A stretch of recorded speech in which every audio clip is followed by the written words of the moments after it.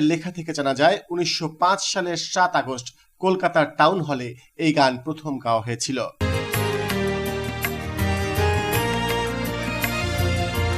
একই বছর ৭ সেপ্টেম্বর সঞ্জীবনী পত্রিকায় রবীন্দ্রনাথ ঠাকুরের স্বাক্ষরে গানটি ছাপা হয়।